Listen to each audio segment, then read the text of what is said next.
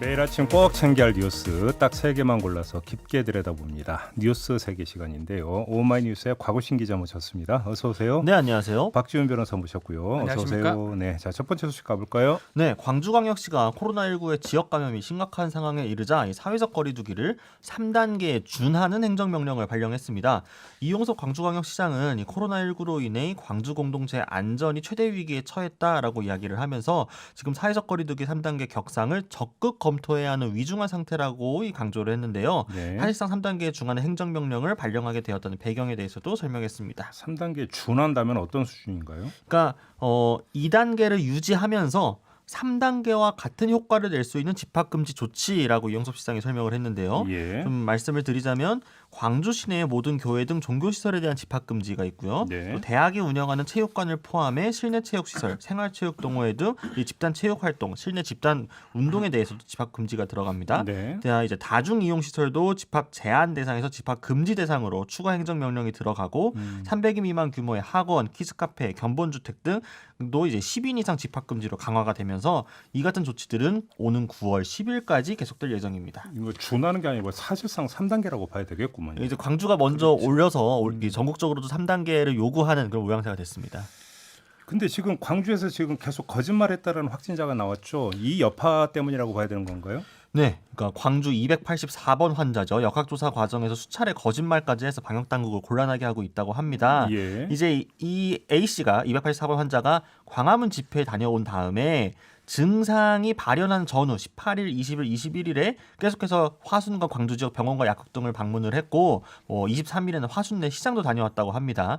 증상이 심해진 24일에서야 선별진료소를 찾아서 검사를 받고 확진 판정을 받았는데 확진 후 이제 이동 경로를 제대로 밝히지 않았다는 거고요. 네. 특히나 지금 광화문 집회를 참석한 후에 자신이 광주에 다니던 교회 예배에 계속 참석을 해왔는데 이 참석 사실을 숨겼던 겁니다. 어허. 그러면서 이 과정에서 밀접 접촉자가 무려 700여 명 가량은 추정이 되고 있고요. 어이구. 이 교회에서만 지금 이미 확진자가 30명이 나왔는데 접촉한 지 열흘 이상 경과했기 때문에 추가 확진자가 더 나올 것으로 보입니다. 사실상 추적이 이제 불가능한 상황이 된 겁니다. 그러게요. 700여 명을 어떻게 다 확인할 거고 시간도 놓친 거거든요. 타이밍이 되게 중요합니다. 저 진작에 역학조사에 임했을 때 얘기했었으면 그래도 확인될 건데 그 후에 700명 돼버렸으면 지금 못 찾아냅니다. 그렇기 때문에 3단계로 지금 올린 상황이 아닌가 생각이 듭니다. 도대체 왜 거짓말을 해야 되는지 정말 참 납득이 안 되는데요. 아무튼 고발 조치한다라는 거죠. 그래서 네, 화순 관계자는 이 방역 체계를 흔들어 버린 것이라면서 이게 좀 정확히 진술하지 않은 이게 교회에 다녀온 거는 기억 못할 가능성이 지극히 낮다. 좀 일부러 고의성을 가지고 있다라고 보고 있고요. 예. 광주시 역시 구상권 청구 등을 검토하겠다고 나선 상황입니다. 해야 될 것 같아요. 감염병 예방법 위반입니다. 역학조사 방해했는 거거든요. 2년 이하의 징역도 2천만 원의 벌금에 처할 수 있고요. 예. 그리고 이제 구상권 얘기를 하고 있는데 구상권을 통해서 얼마가 될지 모르지만 지자체나 국가 입장에서는 그걸 하는 게 맞는 것 같습니다. 그렇지 않으면 계속 이렇게 반복되거든요. 근데 문제가 심각한 게 광복절에 광화문 집회에 참석을 했다가 지금 그 검사도 받지 않고 오히려 연락도 안 되는 사람이 그렇게 많다면서요. 지금 그게 아직도. 문제죠. 예. 근데 지금 이 한 사람이 밀접 접촉한 사람만 700명이라는 거잖아요. 그러면 지금 그 검사도 안 받고 어디 숨어 있고 연락도 안 되는 사람들을 다 따져보면 이 네. 사람들이 도대체 얼마나 접촉을 했을지 한번 따져보면 이건 문제가 좀 심각한 거잖아요. 우리가 지금 사회적 거리두기를 하고 있습니다. 새롭게 2단계 하고 있는데 네. 이거 다 의미가 없는 게 일반 국민들은 시민들은 다 그런 걸 하고 있는데 지금 말씀하신 것처럼 한 명이 엄청나게 만날 수 있고 그게 방역 당국이 전혀 파악을 못 하고 있다면 네. 이 사회적 거리가 무슨 의미가 있을까 정도로 참 좀 그러니까 암담합니다. 우리 지금 아주 중요한 말씀을 해주셨는데 사회적 거리두기 1단계에서 2단계로 격상을 하는 것은 국민들이 사회적 거리두기 1단계 조치에 적극 응했는데도 불구하고 잡히지 않으면 2단계라고 한다 이런 거잖아요. 그렇죠. 그 조건이 네. 국민들이 적극 그러니까 동참한다는 전제 하에서 오는 얘기인데 동참을 안 해버리면 방법 없습니다. 3단계가 아니라 30단계로 올려도 소용없는 100단계 거죠. 하면 뭐합니까? 그러니까. 안 하는데요. 뭐 아무것도 안 하는데 뭐.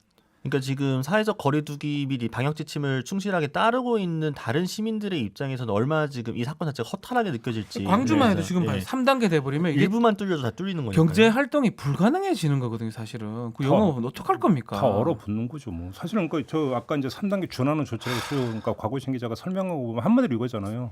모이지 마라. 아무것도 하지 말라는 거예요. 모이지 말라라는 예, 거잖아요. 집에 있으라는 거거든요. 그러니까요. 이러면 경제 활동은 거의 올스톱이라고 봐야 되는 거죠.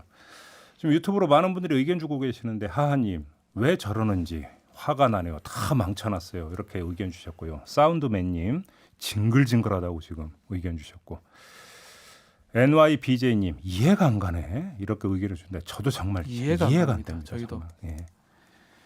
답답하네요. 아, 네. 참. 그런데 이게 지금 무슨 어떻게 그 강제 조치를 쓴다고 해서 되는 문제도 아니고 참 답답합니다. 그러니까 지금이라도 좀 자발적으로라도 뒤늦지만 어쨌든 감기 가셨던 분들은 좀 나와서 적극적으로 검진도 좀 받고 격리도 들어가고 방역 당국에 좀 협조를 구하셔야. 그러니까 늦었더라도 그래도 그게 계속 숨기고 있어서 계속 퍼지는 것보다는 낫지 않겠습니까? 아니 그 그냥 해줬으면 저희가 좋겠어요. 간접적으로 듣고 이야기하는 저희도 이렇게 들으면서도 답답한데 일선에서 지금 검사를 하고 역학조사를 하시는 분들 입장에서 어떻겠어요? 그렇죠. 얼마나 답답하겠어요. 허탈하고 뭐 해봤자 소용 없는 거잖아요. 힘든데 마음까지 힘들 거 아니겠습니까? 예. 넘어가죠 빨리. 네. 네, 법무부가 검찰 중간 간부 인사를 발표를 했는데 그 파장이 거의 핵폭탄급입니다. 근데 소초동을 달구고 있는 모든 이슈들을 관통한 상태입니다. 네. 좀 그 다 얘기할 수는 없고 네. 눈에 띄는 지금 인사 내용을 좀 소개해 주신다면. 네, 일단 검언유착 의혹과 관련해서는 이 서울중앙지검 1차장의 경우 예상대로 이성윤 서울중앙지검장의 신임을 받는 것으로 알려진 김욱준 4차장이 자리에 오르게 되었습니다. 4차장에서 1차장으로 수평 이동한 거네요. 네, 그렇습니다. 네. 그리고 이제 광주지검 차장으로 승진한 정진웅 서울중앙지검 형사 1부장도 이름도 눈에 띄는데요.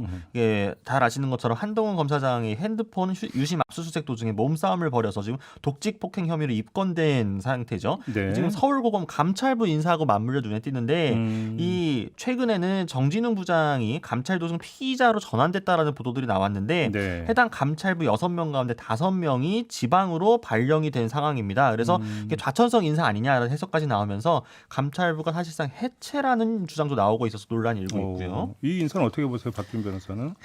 언론에서 뭐 대서특필이 돼가지고. 네. 근데 검찰은 이렇게 인사를 합니다. 1년 단위로 하기도 하고 지금 중간 간부가 검찰 직제상으로는 부장 위에 차장이거든요. 네. 우리 일반 회사와 좀 다른데 검사장 밑에 바로 차장이고 차장 부장급 인사를 하는 거고. 근데 검찰 인사가 매번 이렇게 하고 매번 돌리기도 하고 하는데 몇 가지 이제 예컨대 뭐 정진웅 부장 인사라든지 그거 갖고 뭐 몸싸움했던 부장이 뭐 승진한 것처럼 뭐 이렇게 보도가 좀 되고 있는데 그리고 뭐 감찰부 검사가 감찰하다가 갑자기 다 간 것처럼 이렇게 하는데 제가 정확하게 말씀드리겠습니다. 검찰은 계속 이동해요. 계속 이동합니다. 계속 이동하는데 이게 뭐 새롭게 뭐 계속 머물러야 될 사람이 이동한 것처럼 이렇게 보도되는 거는 그 부분은 좀 잘못된 겁니다. 근데 좀 갈라서 봐야 되는 게 예를 들어서 그 이진욱 아니 김욱준 그 차장 검사 4차장에서 1차장으로 이동을 했는데 이게 이성윤 어떤 서울중앙지검장하고 아주 복심이다. 그래서 1차장으로 이동했다는 게 별로 좀 제가 볼 때는 이게 이렇게 봐야 되는 게 1, 2, 3차 1, 2, 3, 4차장. 네. 그래서 4차장은 오히려 직접 수사부서를 지휘하는 파트더라고요. 맞습니다. 1차장 검사는 오히려 이제 형사입니다. 형사부를 관할하는 거고. 네. 그럼 오히려 4차장이 더 좋은 그냥 거예요. 만들기 나름이에요. 지금 이런 거 갖고 뭐 저는 그렇게 봅니다. 저는 이 법 쪽에 있다 보니까 그냥 뭐 인사인데 뭐 누구는 인사는 하면 누구는 마음에 들고 누구는 마음에 들지 않을 수밖에 없어요. 그러니까 김욱준 차장 검사의 어떤 수평 이동을 가지고 이렇게 해석을 해야 되나라고 하는 생각은 좀 들었고요. 저 오히려 안 개인적으로. 좋죠. 김욱준 입장에서는 아, 본인이 그럼. 뭘 원하는지 모르지만 예. 형사 1부, 형사 2부, 형사부를 담당하러 가는 거거든요. 이전에 검찰 문법으로는 직접 수사부서를 지휘하는 게 더 좋다고 봐야 되겠죠. 4차장 훨씬 낫죠. 예. 근데 그 정진웅 부장검사를 그러니까 광주지검 차장검사로 승진 발령을 한 거는 논란의 소지는 있다. 왜 그러냐면 지금 현재 감찰 대상자잖아요. 입건도 돼 있고요. 그러니까 입건도 됐고 감찰 대상자가 된다면 물론 그 어떤 사안의 어떤 성격은 논외로 치고 형식 논리로 입각해서 본다면 이게 좀 정리가 된 다음에 승진 인사가 나더라도 나는 게 사실은 상식에는 맞는 거잖아요. 그렇죠. 그런 점에서 본다면 이건 논란의 소지는 그렇게만 바라보면 되는데 분명히 논란의 소지는 있는 인사라고 봐야 뭔가 돼요. 잘했으니까 현 정부가 올려준 것처럼 이렇게 예.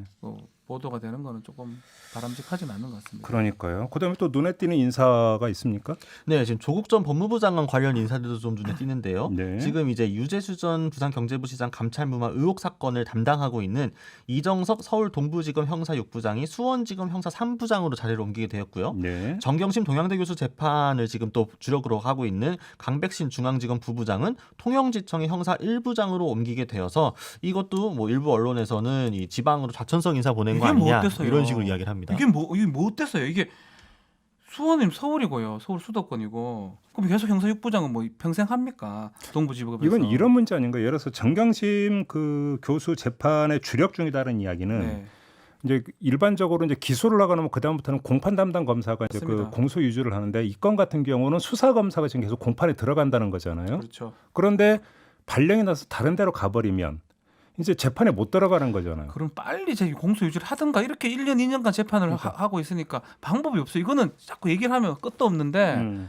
정말 제대로 수사해서 공소 유지를 잘했으면 네. 검사 자신의 인사가 원래 1년마다 바뀌어요.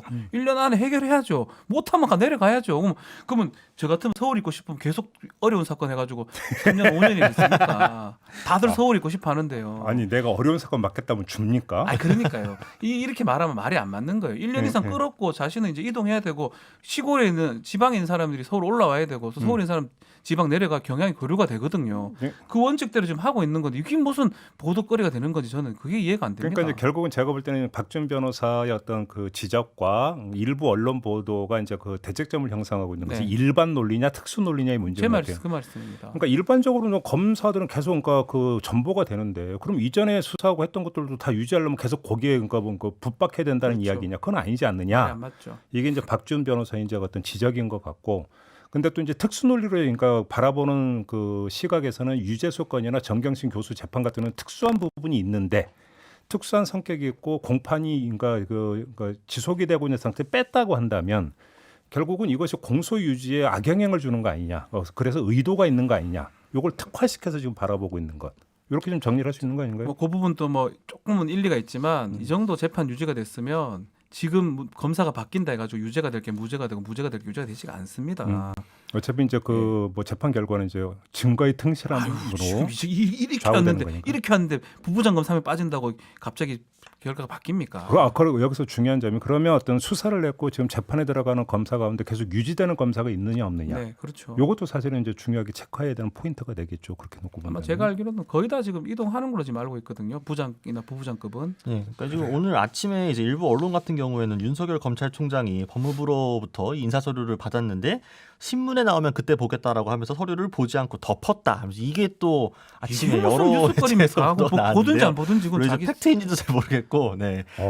근데 어찌 보면 되게 내밀한 이야기인데. 이거 누가 합니까 이거를? 그 서류를 덮은 것과 자체가 뉴스가 되는 것 자체가 이제 윤석열 검찰총장의 힘을 빼기 위한 인사였다. 그거에 어떤 이미 프레임을 정해놓고 몇몇 인사들을 맞춰서 보고 있는 게 아닌가. 지방으로 가는 거는 모두 좌천성 인사고 서울로 오는 거는 모두가 승진성 인사에 사실 이 부분부터 좀 체크를 해봐야 될 부분이 있긴 있거든요. 그러니까 물론 개별적인 인사들에 대해서는 뭐 할 말이 있을 수 있습니다만. 네. 알겠습니다.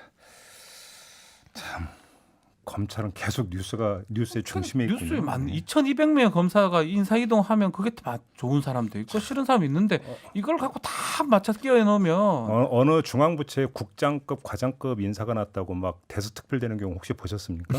우리가 부장 검사 이름까지 다 외워야 됩니까? 넘어가죠. 네, 자 마지막 뉴스 가죠. 네, 이 법원이 업무상 재해로 사망한 노동자의 자녀를 회사가 특별 채용하는 건 특혜가 아니라고 인정을 했습니다.